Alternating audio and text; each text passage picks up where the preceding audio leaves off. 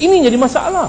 Soalan macam meletakkan satu yang apa? Yang terpisah antara ijazah pengurusan harta tu lain, ijazah jurunilai lain. Dia ijazah sarjana muda pengurusan harta. Dia termasuk dia buat 3 bidang, iaitu pengurusan harta, penilaian dan sebagainya. Ya Muhammad, tunggu saya jawab dulu. Saya sentiasa bergaul. Kawan saya ramai yang cukup akrab dengan saya ni adalah jurunilai yang bertauliah. Okey? Mereka ni mempunyai degrees. Pada masa yang sama, kalau you tak nak jadi jurunilai, you ada BSc saja tak cukup.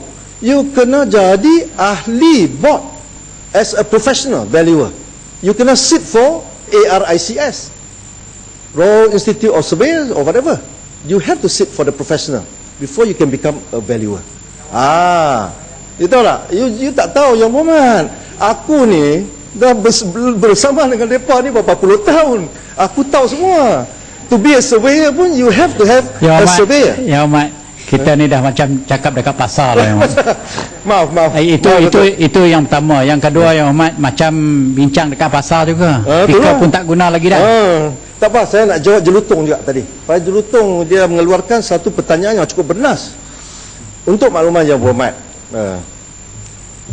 kita memang kalau bila Parlimen luluskan undang-undang ni, lepas ini kita akan ikut dengan satu set practice manual, dikenali sebagai Australia practice manual lah. Tetapi di sini kita kata rules and regulations.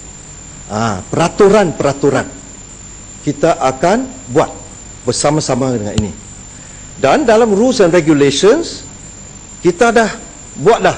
Sebenarnya dia punya rules merangkumi tidak kurang daripada 100 peraturan. Salah satu peraturan ialah before a manager can become a manager, dia harus mempunyai bond or bankers guarantee kepada MC atau JMB. Sebab kalau dia main-main, kelakuan dia tak betul, kalau dia kutip duit lah, katalah dia kutip duit, dia lari. Lepas tu MC berhak untuk tuntutkan bond dan bankers guarantee.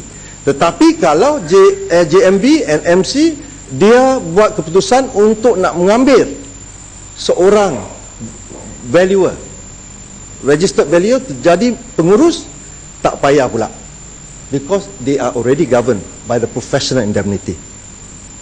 Betul tak Ahmad? Okey. Saja nak tambah Menteri, sebab we look at this set of 3 laws as a trinity of sorts. Jadi dalam rang undang-undang pengurusan strata pun mempunyai 3 komponen, dan saya cuma sebagai seorang penggubah dasar, saya nak lihat sama ada komponen-komponen itu dapat berkait rapat dan dilaksanakan secara komprehensif, seamless. Apa yang kita lihat ialah dari satu belah tu kita ada COB untuk menentukan siapa belah mana yang harus diselesaikan kalau ada persengketaan. Yang kedua ialah dari segi bagaimana kuasa MC dan JNB untuk melantik syarikat pengurusan bangunan. Tapi yang ketiga, kalaulah berlakunya persengketaan antara 3 pihak, pemaju, pemilik dan juga JNB sendiri, jadi kita juga kena serah pada tribunal. Jadi perkara 3 tu saya tak dapat nak lihat ke hubung kait yang rapat dan rapi tu. Terima kasih Yang Berhormat. Ini satu soalan yang bagus ni. Jika berlaku persengketaan ataupun pergaduhan lah di antara berbagai pihak, semua ini harus dirujuk kepada COB. Okey? Dan COB selepas dia buat kajian sendiri, dia kata semua ni tak mau pakai langsung, dia tak percaya. COB berhak untuk melantik pihak ketiga yang tidak ada sangkut paut dengan kondominium itu, sama ada pemaju lah, tak sangkut, orang pihak ketiga untuk masuk menjadi manager. Ini semua ada dalam akta. Itulah kata akta ni cukup menyeluruh. Dan masalah satu lagi yang Berhormat mungkin pokok sena harus mengetahui lah. Apa yang saya buat, saya tidak melakukan sesuatu yang tambah pada situasi sekarang. Sebab apa? Kalau katalah saya tarik balik rang undang-undang ni, okey, keadaan dia sama juga. Sebab begitu banyak ribu pengurus-pengurus kondominium masih boleh menjadi pengurus. Siapa akan ambil tindakan terhadap mereka? Kan? So apa yang saya buat, tak tambah lagi, balik kepada keadaan yang sedia ada. Lepas tu kita akan membuat pemantauan. Kementerian saya buat pemantauan, Kementerian Kewangan akan juga mungkin dia akan bincang dengan Board of Valuers supaya satu lagi register dibuka untuk menempatkan manager-manager yang bukan valuer. Apa yang saya buat ya dulu. Okey, Bukit Gantang. Ya, terima kasih Menteri. Saya minta penjelasan. Tadi kalaulah yang berdaftar di bawah lembaga penilai ini hanya sejumlah 800 orang. Ya, kita minta pengesahan. Buat masa ini hanya 800 orang dan yang menjalankan kerja-kerja pengurusan harta ini, they are doing in practice, tak sampai pun 150 orang. Jadi kalau kita bagikan jumlah strata 4,000 projek strata yang berjumlah, tadi Menteri beritahu 1.4 juta lot itu, bermaknanya satu orang penilai terpaksa menanggung tak kurang 25 blok strata bangunan berstrata. Adakah dia dalam kemampuan mereka? Jadi saya setujulah kalau sekiranya dihadkan begitu, maka ramailah pengurus bangunan hari ini yang dilantik oleh JMB, mereka akan hilang pekerjaan mereka dan kemungkinan mereka akan keluar ke negeri lain kerana mereka ada ekspertis, mereka ada pengalaman dan mereka ini boleh bekerja di negeri-negeri yang tidak ada undang seperti yang kita laksanakan hari ini. Seperti di Singapura. Di Singapura dia tidak ada undang-undang yang mengkhususkan penilai mesti menguruskan bangunan. Jadi sudah tentulah bila undang-undang dilaksanakan, maka JMB yang melantik pengurus-pengurus bangunan hampir 50,000 hari ini, mereka akan keluar daripada negara kita dan bekerja ke tempat lain. Wallahualam. Okey, terima kasih yang buat Bukit Gantang. Saya harap apa yang saya sebut mungkin tepatlah angka dia.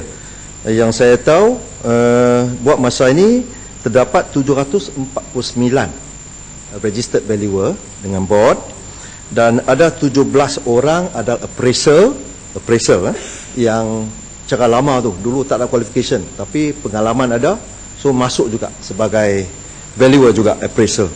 Dan probationer, ada juga provisional member dengan board, dia boleh juga jadi pengurus. 641 kalau tak silap saya. So maksudnya 1,400 lebih lah kan. Kalau 1,400 lebih, macam mana kita bedak pun, it is, you can't have for a time being valuers tu kurang, kecuali valuers seorang macam YB Bukit Gantang katalah, saya manage 25, tapi manage 25 saya kena lantik 25 orang lah untuk menjadi pengurus. Lepas tu saya pergi round lah macam tu. Dan kalau katalah kita kata hanya valuer saja boleh, that means what are you going to do with all the existing managers yang ada, yang sudah berkhidmat tahun-tahun, belah-belah tahun dah. Menteri minta maaf. Menteri, gini, perlu je berjelaskan dia begini, di luar sana ada juga cadangan daripada pihak beliau bahawa the existing, pengurus bangunan saja ada, boleh didaftarkan secara mudah, secara bona fide. Kan? Itu cadangan yang datang daripada mereka. Maknanya tidaklah bermakna yang sedia ada itu tidak akan mendapat pekerjaan ataupun diketepikan, tidak. Ada kaedah pendapatan secara mudah. Ini perlu dijelaskan supaya maksud saya pendirian kementerian perlu dijelaskan supaya rakyat faham. Terima kasih. YB Ledang, jawab dia dulu. Saya ada kaitan sama tu. Ada kaitan bersama. Sebab tadi yang Muhammad sebut bahawa yang berdaftar tu ada yang tidak ada kelulusan tapi akan ada pengalaman tapi boleh daftar. Maknanya boleh daftar lah. Memang lembaga ini bersedia untuk membuka ruang untuk didaftar. Yang pentingnya ialah nanti ada pihak yang boleh memantau, ada pihak yang mesti bertanggungjawab, ada lembaga yang boleh mengambil tindakan. Kalau tidak, siapa nak ambil tindakan? Kalau pihak-pihak yang tidak bertanggungjawab, akaun yang tak payah disatukan, dia bagi bankers guarantee lah, apa ni semua tak cukup.